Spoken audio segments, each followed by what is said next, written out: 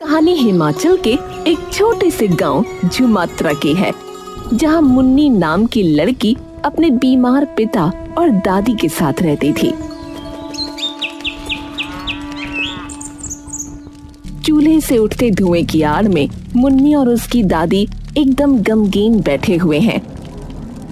देखिए, इनका इलाज जल्दी ही शुरू करना पड़ेगा, नहीं तो इनका दूसरा गुर्दा भी सड़ना शुरू हो जाएगा, और अगर ऐसा हुआ तो हम इन्हें बचा नहीं पाएंगे। तारा और मुन्नी ये सुनते ही स्तब्ध रह जाते हैं। हम कैसे करेंगे सब? देखिए, वो मैं नहीं जानता, पर जितना जल्दी हो सके इन्हें उतनी जल्दी अस्पताल में भर्ती कराना होगा। तारा जमीन पर बैठकर अपना सर पकड़ लेती है। मुन्नी धीरे से तारा के कंधे पर हाथ रखती है। चिंता मत करो दादी, कुछ न कुछ जरूर हो जाएगा। अरे कैसे होगा? सर्दियां वैसे ही शुरू हो गई हैं, तो ज्यादा काम ना मिलेगा कहीं, और तू बच्ची है, मैं बेबस बुढ़िया। तो बता, हमें इस भरे जाड़े में कौन ही काम देगा? और थोड़े दिनों में तो बर्फीला तूफान भी आने वाला है। हाँ, और वो आया तो कहीं जाने का रास्ता ना बचेगा। 1 महीना, और इतना वक्त हमारे पास नहीं है। तभी मुन्नी के दिमाग में एक तरकीब आती है। दादी, क्यों ना पापा को किसी सरकारी अस्पताल में भर्ती करा दे? हाँ, ये ठीक रहेगा, कल ही लेकर चलते हैं। तारा और मुन्नी अगले दिन ही सुरेश को अस्पताल लेकर पहुंच जाते हैं। सुरेश इशारा करके मुन्नी को अपने पास बुलाता है। मुन्नी सुरेश के मुंह की तरफ हल्की सी झुक जाती है। जी पापा। यहाँ आने का कोई फायदा नहीं है बेटी, कोई फायदा नहीं है। पापा, एक बार पूछ के तो देख लेते हैं। अरे मैं कह रहा हूँ ना, वापस चलो बेटिया। अच्छा ठीक है, एक बार डॉक्टर से बात कर लें, फिर चले जाएंगे बस। हे राम, इतनी लंबी लाइन है। मुन्नी अस्पताल के चारों ओर नजर घुमाती है। पूरे अस्पताल में कोई जमीन पर बैठकर खाना खा रहा है, तो कोई पिछली कई रातों से वहीं सो रहा है। दादी, ये लोग ऐसे क्यों बैठे हैं? बेटा, देश में गरीबी की कमी थोड़े ही है। जिनके पास एक धेला नहीं है, वो तो बेचारे अपने स्वास्थ्य के लिए यहीं आएंगे ना। तो ये लोग तो सो रहे हैं। हाँ, तो कई दिन हो गए होंगे इन्हें, इनका नंबर आने में टाइम लग गया होगा। ये सुनते ही वो एकदम से घबरा गई। सिर्फ डॉक्टर से दिखाने में इतना इंतजार करना पड़ रहा है, तो भर्ती करने में कितना वक्त लग जाएगा? क्या हुआ? मुन्नी एकदम से अपने ख्यालों से बाहर आई। अब नहीं, कुछ नहीं। सुबह से शाम हो गई, लेकिन मुन्नी और तारा भूखे प्यासे अभी भी वहीं खड़े थे। काफी देर बाद राह देखने के जब उनका नंबर आया, तभी उनके सामने एक आदमी आया, जिसकी गोद में उसका 5-6 साल का बेटा था। वो बिना कुछ कहे सीधा अंदर घुस गया। अरे ये क्या बदतमीजी है, हमारा नंबर था। तभी गेट पे खड़ा चौकीदार उन पर हंसने लगा। अरे बेटा, नंबर चाहे किसी का हो, उससे कोई फर्क नहीं पड़ता।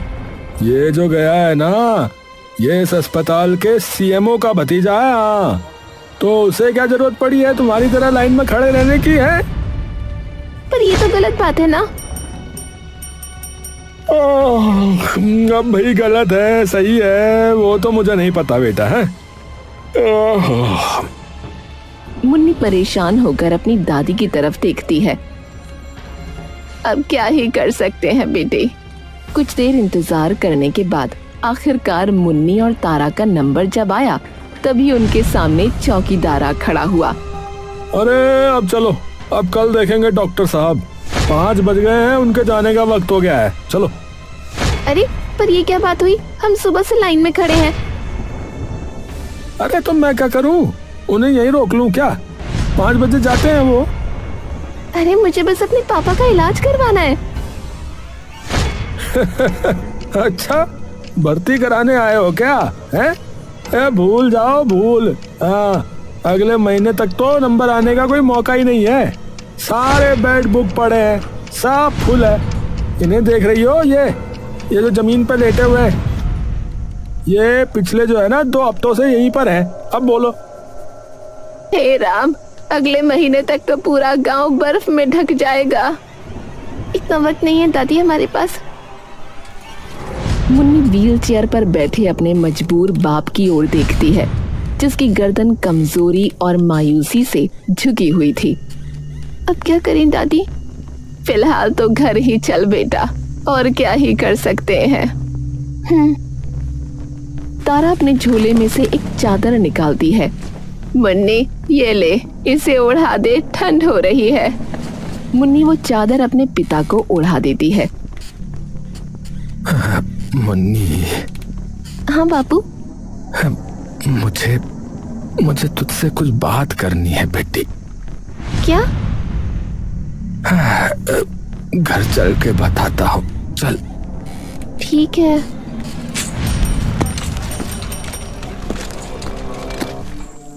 अरे भाई, बस कुछ ही दिनों में जो है ना वो बर्फीला तूफान आने वाला है। पूरा गांव जम जाएगा फिर तो।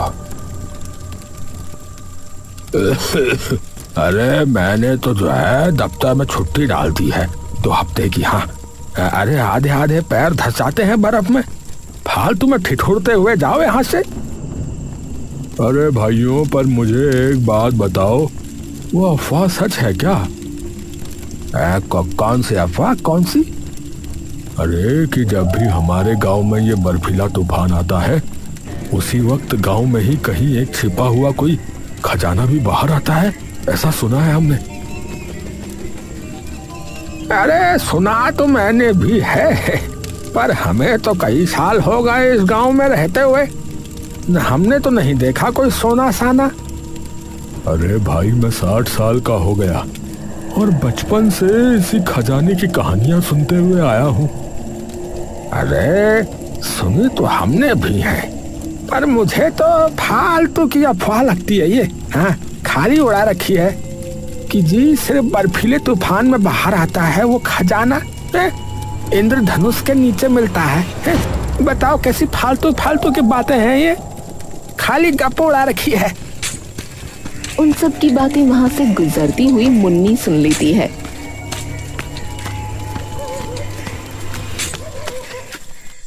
तारा चूल्हे पे खाना बना रही होती है कि तभी मुन्नी उसके पास आकर बैठ जाती है। दादी, दादी, जब हम लोग आ रहे थे ना, तो आपने उन बूढ़ों की बात सुनी थी? अरे रात बेरात पी के बैठ जाते हैं, बातें मारने के अलावा और आता ही क्या है इन्हें। अरे आप वो छोड़ो, पर ये सच है क्या कि गांव में कोई खजाना है जो सिर्फ बर्फीले तूफान के वक्त बाहर आता है? अब पता नहीं बेटा, गांव में तो 100 बातें होती रहती हैं। अरे पर वो कह रहे थे कि वो तो काफी साल पहले से ही सुनते आ रहे हैं। सुना तो मैंने भी है, पर कोई कहता है कि वहाँ कोई जिन्न रहता है, कोई कहता है वहाँ हीरे जवाहरात हैं, पर सच पता नहीं क्या ही है। तो वो सिर्फ बर्फीले तूफान के आने पर बाहर आता है? अरे बाहर नहीं आता, मतलब वैसे तो मुझे भी नहीं पता कि क्या होता है, पर जितना मैंने सुना है, जब बर्फीला तूफान आता है तो जहाँ वो खजाना है उस जगह का दरवाजा खुल जाता है। दरवाजा? हाँ, कोई कहता है कि गांव की सबसे ऊंची पहाड़ी पे है वो खजाना, तो कोई कहता है पानी के नीचे। अच्छा, पता नहीं बेटा, सारी सुनी सुनाई बातें हैं गांव वालों की। तो ये बात छोड़, अपने पापा की रोटी डाल दे एक थाली में। ठीक है। मुन्नी उठकर सुरेश का खाना लेकर उसके पास जाती है। बापू। सुरेश एकदम से आंखें खोलता है। हाँ बेटी बोल। खाना खा लो। हाँ मुन्नी। सुन बेटी, जरा बात करनी है तुझसे, सुन। मुन्नी चुपचाप सुरेश के बगल में बैठ जाती है। हाँ बेटी, मेरी बात जो है ना वो ध्यान से सुनियो अब। क्या हुआ है बापू? बेटा देख, अब तो कहीं ना कहीं तुझे भी पता है और मुझे भी कि मैं ज्यादा दिन का हूं नहीं अब। बापू ऐसी बातें क्यों कर रहे हो आप?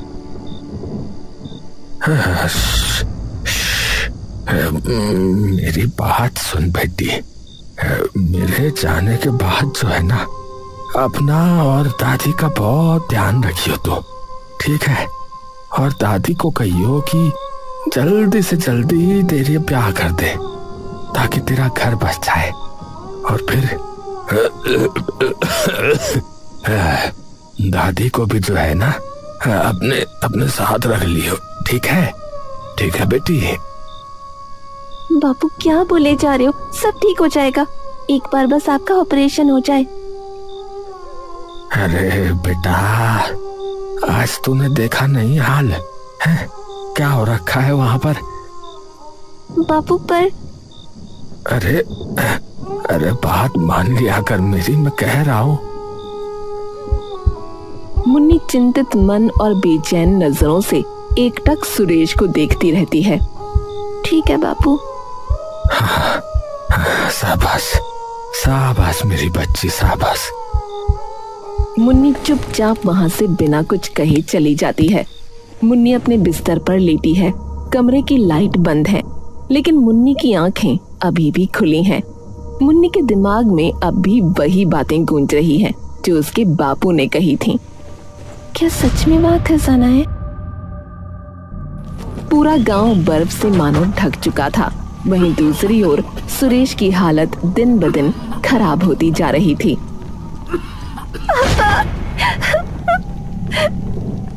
हे भगवान, इस तूफान में तो अब कोई डॉक्टर भी नहीं आने वाला।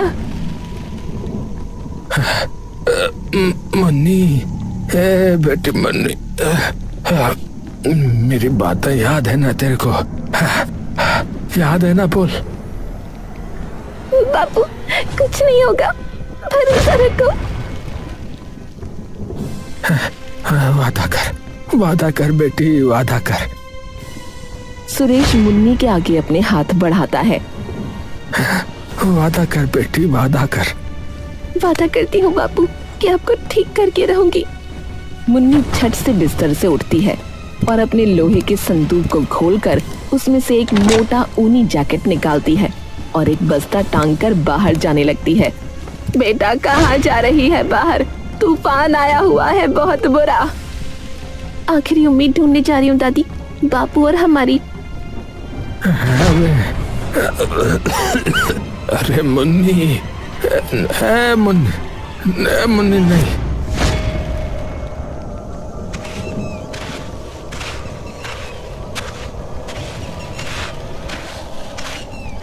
मुन्नी नजरें इधर उधर घुमाती है।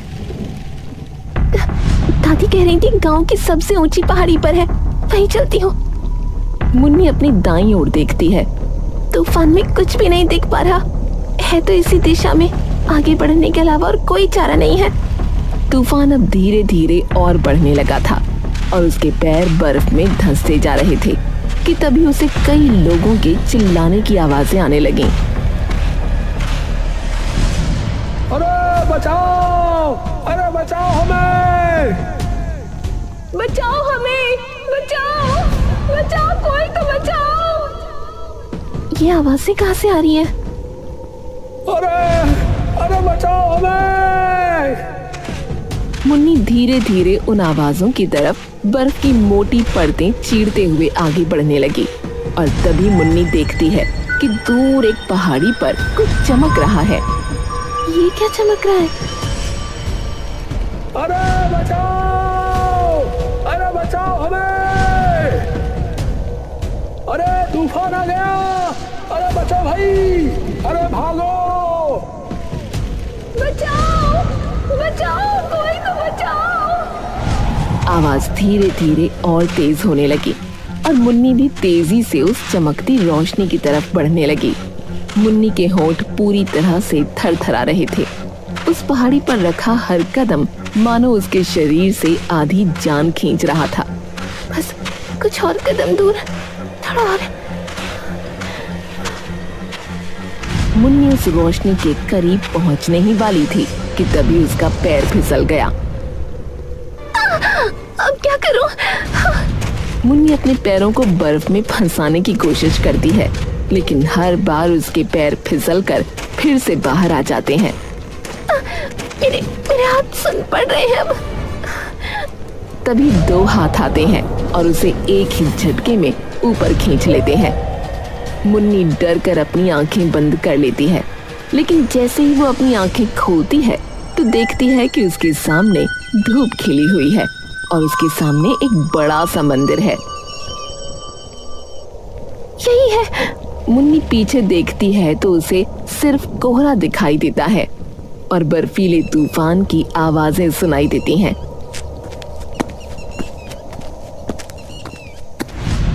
इसमें तो कोई ताला नहीं है, ना चाबी डालने का कुछ। मुन्नी मंदिर के आसपास घूमकर देखने लगती है कि तभी उसकी नजर एक पत्थर पर पड़ती है जो बर्फ का बना होता है। मुन्नी भागकर उस पत्थर को उठाती है। इतनी भारी धूप में बर्फ? मुन्नी उस पत्थर को अपने बैग में रखकर फिर से इधर उधर देखने लगती है कि तभी उसे दिखता है कि उसके सामने एक झाड़ी में से हल्का हल्का धुआं बाहर आ रहा है। मुन्नी धीरे से उन झाड़ियों की तरफ जाती है और देखती है कि वहां पड़े 2 पत्थरों में से धुआं निकल रहा है। समझ गई। मुन्नी अपने बैग से कपड़ा निकालती है और हाथों में बांधकर उन दोनों पत्थरों को उठा लेती है और दौड़ते हुए दरवाजे के पास चली जाती है। गरम मतलब लाल और नीला मतलब ठंडा। मंदिर का दरवाजा देखते ही देखते अपने आप खुल जाता है। मुन्नी जैसे ही अंदर घुसती है तो सामने का नजारा देखकर दंग रह जाती है। उसकी आंखों के सामने एक छोटा सा तालाब था जिस पर एक बर्फ की परत चढ़ी हुई थी और उस पर एक इंद्रधनुष बना हुआ था। इंद्रधनुष? गांव वाले कह रहे थे कि खजाना इंद्रधनुष के नीचे है। मुन्नी दौड़ती हुई उस इंद्रधनुष के पास गई और जैसे ही उसकी नजर इंद्रधनुष के नीचे जमे हुए तालाब पर पड़ी, वो एकदम से पीछे हो गई। ये लोग कौन है? यहाँ कहाँ से आए? मुन्नी दौड़कर बाहर से कुछ पत्थर इकट्ठे करके अंदर ले आती है।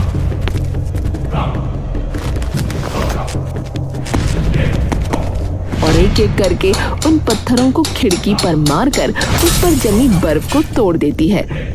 और जैसे ही सूरज की किरणें इंद्रधनुष को ध्वस्त कर उस तालाब की बर्फ पर पड़ती हैं, वो बर्फ देखते ही देखते कुछ ही देर में पिघल जाती है, लेकिन उन शरीरों की स्थिति वैसी की वैसी रहती है। बस उनकी निष्क्रिय आत्माएं एक एक कर मुन्नी के सामने आकर खड़ी हो जाती हैं और देखते ही देखते बाहर हड़कंप मचाता तूफान भी अचानक से शांत हो जाता है। नहीं नहीं बेटी, डरो मत। तुमने तो हमें मुक्त किया है इस जगह से। आप कौन हैं? और ये लोग कौन हैं? और ये मंदिर? इस गांव के कुल देवता हिमावन का मंदिर है ये। कई वर्षों पहले यहां एक बहुत भयानक बर्फीला तूफान आया था जिसमें मैं और ये लोग यहीं फंस गए। सबने खूब गुहार लगाई, लेकिन मदद के लिए कोई नहीं आ सका। और बस तब से ये लोग भी और मैं भी यही हैं। लेकिन लोग तो कहते हैं यहाँ पर कोई खजाना है या जिन्न है। अरे बेटी, जितने मुंह उतनी बातें। तुमने आवाजें सुनी थी ना कुछ लोगों की? हाँ। मुन्नी के चेहरे पर एक बार फिर से मायूसी छा जाती है। मतलब यहाँ कोई खजाना नहीं है? क्या हुआ बेटी? एकदम से इतनी उदास क्यों हो गई? मुन्नी पंडित जी को सारी बात बता देती है। अच्छा, दुविधा तो है, पर तुम्हारी सहायता शायद मैं कर सकता हूं। वो कैसे?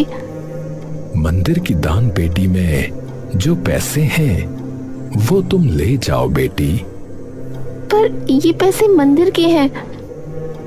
बेटी, दान पेटी में डाले गए पैसे जरूरतमंद के होते हैं, और इस मंदिर पर तो अब कोई आता भी नहीं है। मुन्नी पंडित जी की बात सुनकर रो पड़ती है और उनके सामने हाथ जोड़ लेती है। आपका बहुत बहुत शुक्रिया पंडित जी, आपने हमारे परिवार को बचा लिया। पर पंडित जी, तालाब में पड़े उन शरीरों का क्या होगा? बाहर तूफान थम गया है, तो गांव वालों को बुलाकर हमारा अंतिम संस्कार करवा दो। बस इतना ही बहुत है बेटी, क्योंकि अकेली तो तुम भी नहीं कर पाओगी ये काम। जी पंडित जी, वैसे पंडित जी बाहर कहीं बर्फ नहीं है, सिर्फ खिड़की और तालाब पर ही क्यों, और वो भी इतनी भारी धूप में। ये तो तुम्हें भी महसूस हो रहा होगा बेटी। तुम्हें गर्मी लग रही है इतने सारे कपड़े पहनने के बावजूद। मुझे तो जरा भी गर्मी नहीं लग रही। बेटी, भगवान के घर में खड़ी हो तो चमत्कार तो होंगे ही। सही बात है। मुन्नी दान की पेटी के सारे पैसे इकट्ठे कर बाहर निकलती है और देखती है कि तूफान शांत हो चुका है।